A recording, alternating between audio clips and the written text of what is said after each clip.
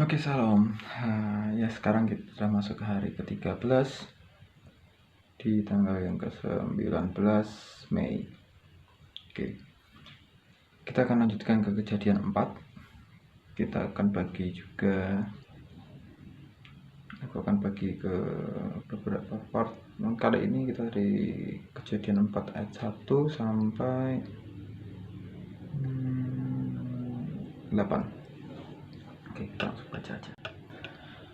Kemudian manusia itu bersetubuh dengan Hawa istrinya, dan mengandunglah perempuan itu, lalu melahirkan Kain. Maka kata perempuan itu, "Aku telah mendapat seorang anak laki-laki dengan pertolongan Tuhan."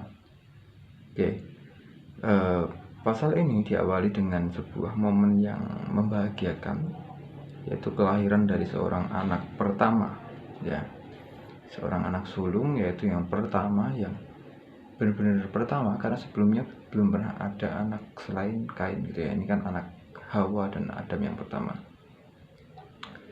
Lalu diberi nama Kain, dan kata perempuan itu, "Aku telah mendapat seorang anak laki-laki dengan pertolongan Tuhan." Ini juga pertama kalinya Hawa mengucap syukur, atau setidaknya yang tercatat di sini ya. Ini pertama kalinya Hawa mengucap syukur kepada Tuhan bahwa dia telah mendapat pertolongan dari Tuhan. Oke, karena di sini kita tahu ya, kondisinya mereka sudah keluar dari Taman Eden, yang artinya mereka harus bertahan hidup sendiri, lebih mandiri. Dan di sini kondisinya benar-benar ya sesuai yang dikatakan Tuhan. Hawa menghadapi kesulitan dalam melahirkan, dan kita tahu bahwa saat itu belum ada bidan, belum ada dokter kandungan, apalagi dukun beranak. Ya, belum ada. Karena waktu itu manusia juga baru ada Adam dan Hawa, belum tersebar kemana-mana. Jadi kita tahu bahwa kehidupan mereka cukup sulit. Ya, kita akan lanjutkan. Selanjutnya dilahirkannya lah Habel, adik Kain, dan Habel menjadi gembala kambing domba, Kain menjadi petani. Nah, di sini juga ada profesi yang ini ya, profesi yang pertama kalinya ada profesi bercabang. Dalam artian ini dulunya kan kayak Adam itu kan dia profesinya nggak jelas ya. Dia cuma mengelola taman dan merawat binatang yang ada di sana. Lebih tepatnya bukan merawat sih, hanya memberi nama aja gitu, dan mereka hidup berdampingan. Tapi di sini sudah mulai ada dua profesi utama, yaitu penggembala kambing domba dan sebagai petani. Bahkan kalau kita lihat dalam pelajaran sejarah, itu ada masa-masa yang ini ya, terbagi menjadi waktu-waktu tertentu, seperti masa-masa bercocok tanam, masa berburu dan meramu. Dan itu masa bercocok tanam ini termasuk yang sudah berjalan menuju rumah modern, karena sebelumnya adalah berburu dan meramu. Mereka belum bisa bercocok tanam, mereka belum bisa mendapatkan makanan dari ini ya, bukan mendapatkan makanan, tapi belum bisa membudidayakan makanan mereka sendiri. Jadi masih mengandalkan apa yang ada di alam. Tapi di sini sudah sampai ke bertani, artinya ini sudah cukup lama. Dan nanti kalau kita lihat lagi ya, usia mereka memang sudah cukup tua ya. Jadi mereka sudah hidup cukup lama dengan berbagai macam pengalaman, dan bisa dibilang mereka melalui evolusi juga dalam perjalanan kehidupan mereka ya, evolusi mental terutama, karena mereka mendapatkan kecerdasan gitu ya. Oke, kita lanjutkan dulu. Setelah beberapa waktu lamanya, maka Kain mempersembahkan sebagian dari hasil tanah itu kepada Tuhan sebagai korban persembahannya. Habel juga mempersembahkan korban persembahan dari anak sulung kambing dombanya, yakni lemak-lemaknya. Maka Tuhan mengindahkan Habel dan korban persembahannya. Oke, sampai situ dulu. Ini juga pertama kalinya ada korban persembahan. Ya, tanpa kita baca dan tanpa ditulis disimpan, kita tahu bahwa mereka melakukan itu atas instruksi Adam dan Hawa tentunya. Dan ini sebagai simbol, kalau aku menganggapnya ini sebagai simbol permohonan maaf mereka kepada Tuhan karena mengecewakan Tuhan. Karena kita tahu ya bahwa bahkan saat waktu Tuhan mengusir mereka keluar dari Taman Eden pun, Tuhan tidak meninggalkan kesan yang buruk gitu ya. Dalam artian dia tidak terus marah-marah terus langsung ngusir, "Pergi kamu," kan, nggak gitu. bahkan masih sempat dibikinin pakaian, masih istilahnya dikasih wejangan dan lain sebagainya. Tapi ya mau nggak mau mereka harus keluar karena mereka sudah melanggar peraturannya gitu ya. Dan di sini Adam dan Hawa mereka ini salah satu tindakan positif mereka, yaitu mereka mengajarkan Kain dan Habel untuk mempersembahkan korban sebagai korban penebusan yang memang tidak bisa ditebus juga dengan kondisi seperti itu ya, tidak ada pemulihan di situ. Tapi itu adalah simbol bahwa Adam dan Hawa itu menyesali perbuatannya dan Allah menghargai itu ya. Allah menghargai itu, Allah suka dengan respon hati Adam dan Hawa di saat itu. Oke. Dan di sini dilihat bahwa Habel melakukan sesuatu yang unik. Habel melakukan sesuatu yang sepertinya belum pernah dilakukan sebelumnya. Karena di sini dikatakan bahwa Habel juga mempersembahkan korban persembahan dari anak sulung kambing dombanya yakni lemah-lemahnya, maka Tuhan mengindahkan Habel dan korban persembahannya itu. Oke. Lalu kalau kita lanjut lagi ke ayat 5, tetapi Kain dan korban persembahannya tidak diindahkannya. Lalu hati Kain menjadi sangat malas dan mukanya muram. Banyak yang berspekulasi bahwa di sini masalahnya adalah di korban persembahannya. Padahal kalau kita perhatikan lagi ceritanya, sebenarnya Tuhan tidak mempermasalahkan tentang korban persembahannya, gitu ya. Kenapa aku bilang gitu? Kita bisa lihat di ayat yang Oke, kita lanjut ke ayat 6 dulu ya. Jadi kan tadi, tapi Kain dan korban persembahannya tidak diindahkannya, lalu hati Kain menjadi sangat panas dan mukanya muram. Oke. Firman Tuhan kepada Kain, mengapa hatimu panas dan muka muram? Apakah kamu tidak akan berseri jika engkau berbuat baik? Tetapi jika engkau tidak berbuat baik, dosa sudah mengintip di depan pintu. Ia sangat menggoda engkau, tapi engkau harus berkuasa atasnya. Dari ayat 7, kita tahu bahwa sebenarnya di sini yang jadi masalah adalah hati dari Kain. Kain memiliki kecenderungan untuk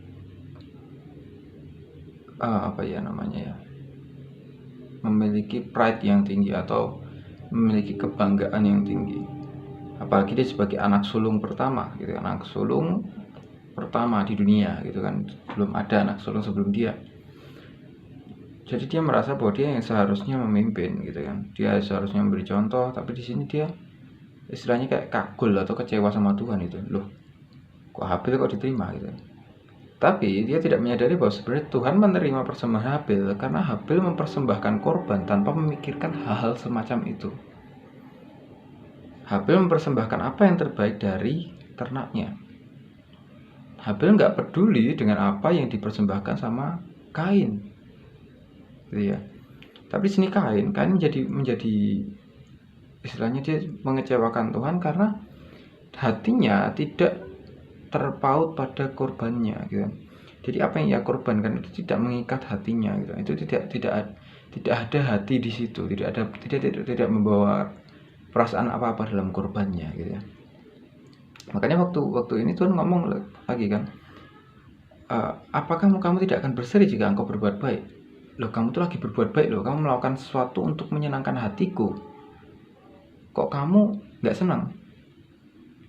Seakan-akan kita memberi seseorang, gitu kan, tapi waktu orang itu menerima persembahan, lebih menyukai persembahan orang atau lebih menyukai pemberian orang lain, kita marah, loh, aku ngasih kamu barang loh, aku ngasih kamu hadiah juga loh, kok kamu lebih suka hadiahnya dia. Sebenarnya kalau kita mau logika secara kasar ya, sebenarnya bodoh amat, gitu kan. Kan itu haknya yang diberi juga, gitu kan. Misal kita diberi hadiah orang gitu, kita lebih suka sama yang satu, apakah terus kita bersalah sama yang lain? Kan enggak, gitu. Ini kan selera, gitu ya. Dan di sini yang jadi masalah adalah Kain merespon itu dengan parah, gitu ya. Kain kecewa, gitu kan, karena dia merasa tidak dihargai. Yang jadi masalah adalah korban itu seharusnya diberikan dengan rasa syukur dan rasa penyesalan, sementara Kain tidak memiliki rasa itu, gitu. Dia tidak merasa menyesal, dia tidak merasa bersyukur. Istilahnya dia memberikan korban itu dengan inilah jerih payahku, gitu ya. Jadi di sini kita bisa lihat bahwa Kain merasa tidak dihargai di situ, dan dia melihat adiknya. Akhirnya inilah pertama kalinya timbul ada yang namanya rasa iri atau rasa dengki. Oke, jadi sebenarnya dosa pertama dari Kain adalah iri dan dengki. Ya, sebenarnya kalau kita mau hitung tentang kesalahan persepsinya juga itu dosa gitu kan. Tentang bagaimana dia merespon Tuhan itu juga dosa, karena dia terus-menerus memberikan pertentangan gitu ya. Lalu kita lanjutkan dulu ya. Tapi jika engkau tidak berbuat baik, dosa sudah mengintip depan pintu. Nah, ini sebenarnya Tuhan tuh udah wanti-wanti ya. Sebenarnya kesenggol. Sebenarnya Tuhan tuh udah wanti-wanti bahwa ada dosa yang menunggu kamu kalau kamu tidak redakan amarahmu sekarang. Ada dosa yang menunggu kamu kalau kamu tidak membenahi hatimu sekarang. Dan Tuhan sudah memperingatkan itu gitu kan. Tuhan sudah memperingatkan, Tuhan sudah memberikan sebuah peringatan personal ya. Karena bahkan Habel tidak ajak ngobrol sama Tuhan loh di situ. Habel cuma diterima persembahannya gitu kan. Tandanya kalau nggak salah dulu tuh ilustrasinya asapnya Habel itu naik, tapi asapnya Kain tuh enggak gitu kan. Tapi di sini Habel tidak diajak ngobrol sama Tuhan. Malah Kain yang dia sedang dalam kondisi muram seperti itu malah diajak ngomong sama Tuhan. Sebenarnya Tuhan tuh sayang sama Kain. Jadi masalah adalah bahkan setelah Tuhan ngomong pun begitu, Tuhan sudah memperingatkan, Kain tidak menghiraukan. Makin terbukti lagi bahwa hati Kain sebenarnya sudah rusak. Hati Kain sudah membelok terlalu jauh daripada kebenaran Tuhan. Kita lihat di ayat 8-nya. Kata Kain kepada Habel, adiknya, marilah kita pergi ke padang. Diajak main ke padang tuh. Ketika mereka ada di padang, tiba-tiba Kain memukul Habel, adiknya itu, lalu membunuh dia. Bayangin ya, kita diajak main sama kakak kita ke lapangan yuk, ya kan, baru sampai lapangan kita dipukul, dibunuh gitu ya, ini nggak make sense sih sebenarnya. Dan itu hanya karena masalah sepele, yaitu tentang persembahan. Sini sangat parah gitu. Habel menjadi korban pertama manusia yang matinya karena dibunuh sesamanya, apalagi dibunuh kakaknya sendiri. Dan kalau kita mau lihat ya, ini adalah contoh terburuk yang pernah ada dan justru diteladani oleh banyak orang. Kita nggak perlu ngomongin yang aneh-aneh, kita cukup lihat aja kenyataannya. Banyak orang yang tega melukai atau bahkan membunuh keluarganya sendiri, anggota keluarganya, entah kakaknya, bapak ibunya, adiknya, hanya karena masalah sepele. Ada yang karena masalah emosi, hanya karena masalah pernah dikatai sesuatu, ada yang masalah warisan, ada yang masalah apalagi percintaan, ya macam-macam. Dan mereka menganggap itu layak untuk membunuh orang lain dengan alasan-alasan yang gak masuk akal. Di sini Kain memulai sesuatu yang buruk di sejarah manusia. Dan kenapa hal ini tidak berhenti di Kain? Nah, itu nanti kita akan bahas di hari berikutnya aja ya. Kita nanti akan lihat di ayat yang ke-9. Jadi intinya di sini kita lihat bahwa Adam dan Hawa sudah berusaha memberikan teladan kepada anak-anaknya untuk memberikan persembahan dan korban kepada Tuhan sebagai ucapan syukur dan penyesalan mereka gitu ya. Kenapa aku bisa mengambil kesimpulan seperti itu? Karena kita dari awal aku melihat bahwa hubungan Adam dan Hawa dengan Tuhan itu seperti hubungan orang tua. Seorang anak gitu kan, yang mendukakan orang tuanya yang mengasihi dia. Kita nggak akan ambil contoh orang tua yang tidak mengasihi anaknya, karena itu ada. Tapi kita akan lihat bahwa Tuhan itu adalah Bapa yang mengasihi anak-anaknya, Bapa yang sejati yang tidak akan mengkhianati anaknya.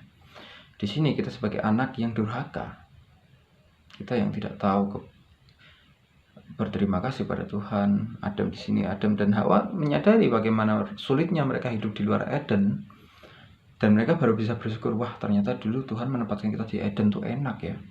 Ternyata dulu Tuhan menempatkan kita di Taman Eden tuh nyaman ya. Kita bercukup-cukupan, apa-apa tinggal makan, nggak perlu panas terik dan lain sebagainya, nyaman di sana. Tapi mereka tidak menghargai itu dengan melanggar firman Tuhan. Mereka tidak menghargai peringatan Tuhan. karena mereka tidak tahu rasanya tidak memiliki itu gitu ya. Karena dari akhir mereka memiliki itu. Ya ini juga yang kadang-kadang dirasakan oleh anak-anak orang yang berkecukupan. Kenapa banyak anak-anak yang memiliki berkecukupan mereka menjadi manja dan mentalnya tidak kuat ya, karena hal-hal seperti ini. Mereka dari lahir udah apa-apa ada gitu, apa-apa tercukupi. Dan di sini sebenarnya ini efek yang baik gitu kan. Dengan adanya buah pengetahuan yang baik dan yang jahat, mereka jadi tahu tentang yang baik dan yang jahat. Artinya mereka tahu bahwa Tuhan itu baik. Sebelumnya mereka nggak ngerti kalau Tuhan itu baik. Mereka nggak ngerti, karena mereka nggak ngerti apa itu jahat. Tapi sekarang mereka jadi tahu. Dan efek dari itu juga, kenapa Tuhan mengirim mereka keluar dari Eden itu nggak semata-mata karena pelanggaran, tapi karena Tuhan pengen mereka belajar. Mereka sudah makan buahnya nih, sudah makan buah pengetahuan yang baik dan jahat. Terus aplikasinya gimana? Terus cara mereka bisa hidup dengan pengetahuan dari buah itu gimana? Ya praktek ya. Jadi mereka harus keluar, istilahnya mereka harus magang. Mereka harus keluar, melatih kebijaksanaan mereka harus belajar bagaimana hidup dengan mandiri, mengelola tanah yang gersang itu. Karena Taman Eden adalah taman yang dibuat Tuhan, bukan dibuat manusia. Waktu mereka keluar, mereka harus bikin ladang mereka sendiri, mereka harus menanam tanaman sendiri, dan lain sebagainya. Dan kalau kita lihat dari ilmu sejarah, ada masa-masa seperti itu tadi ya, berburu dan meramur dan sebagainya, sampai masa bercocok tanam, terus udah ada masa perunggu. Itu kan perkembangannya, mereka belajar sini dengan waktu kayak gitu. Dan kita pun belajar sering dengan waktu gitu ya. Oke, nah di sini kita lihatnya seperti itu ya. Dari sini sudah terlihat bahwa Adam dan Hawa menunjukkan tanda-tanda pertobatan. Mereka menyesal dan mereka mengajarkan memberikan persembahan kepada Allah, kepada anak-anak mereka. Ya ini simbol permintaan maaf lah. Dan mereka tahu, seperti yang dikatakan Hawa ya, aku telah mendapatkan seorang anak laki-laki dengan pertolongan Tuhan. Mereka tahu, mereka menyadari bahwa apa yang mereka alami saat itu, sekeras apapun hidup yang mereka jalani, mereka masih ditolong Tuhan. Mungkin Tuhan kelihatan seperti ayah yang galak atau ayah yang tegas, tapi di sisi lain dia tetap mengayomi dan selalu memantau anak-anaknya, kayak gitu ya. Seperti halnya Hawa menyadari bahwa dia bisa melahirkan Kain dan Habel itu karena pertolongan Tuhan, kayak gitu ya. Oke, dan di sini kita melihat bagaimana Habel dan Kain ternyata memiliki watak yang berbeda. Ya, sangat disayangkan karena anak sulung yang pertama dari Adam ternyata menjadi penjahat pertama dalam sejarah dunia, gitu kan, pembunuh pertama dalam sejarah dunia yang membunuh bukan orang lain tapi justru adiknya sendiri. Oke, ini sejarah kelam manusia yang kita harus belajar menerima dulu sebelum kita berargumen gitu. Terima dulu, cerna, baru setelah itu kita olah apakah make sense atau tidak. Tapi di sini kita akan stop di sini dulu karena ini akan panjang kalau kita bahas sampai ke ayat yang berikutnya. Jadi kita cukupkan sampai di sini. Di sini kita lihat bagaimana Tuhan itu sangat peduli bahkan pada Kain saat dia sudah mau jatuh dalam dosa. Tuhan sudah peringatkan gitu kan. Ini tidak seperti kejadian Adam ya. Adam dan Hawa mereka jatuh dalam dosa, Tuhan tidak peringatkan karena Tuhan tidak ada di situ dalam tanda kutip gitu kan. Tuhan tidak serta-merta ada di situ, tidak hadir secara fisik di situ. Dan di Taman Eden Tuhan sengaja, aku berani bilang bahwa Tuhan itu sengaja membiarkan Adam dan Hawa bebas karena Tuhan ingin melihat perkembangan dari anaknya. Kita tahu ya bahwa mendidik seorang anak kita tidak bisa overprotective, kita nggak bisa dampingi dia terus, kita nggak bisa apa-apa melarang dia. Kita harus lihat potensi anak kita ke arah mana, kayak gitu ya. Apakah yang dia arahnya itu bahaya atau tidak, apakah dia perlu menanggung konsekuensinya dulu supaya sadar atau tidak. Itu adalah pertimbangan yang harus kita ambil waktu kita menjadi orang tua, gitu ya. Oke, mungkin itu dulu. Ada banyak pelajaran yang bisa kita ambil di sini, terutama tentang sikap hati waktu kita memberi persembahan. Seperti Habel, dia nggak memikirkan apa-apa, dia hanya memberikan persembahan yang terbaik dari apa yang dia punya. Sementara Kain, dia masih membanding-bandingkan dirinya dengan adiknya, kayak gitu ya. Kita jangan sampai ikut yang ini ya. Oke, sampai jumpa di hari ke-14. God bless you.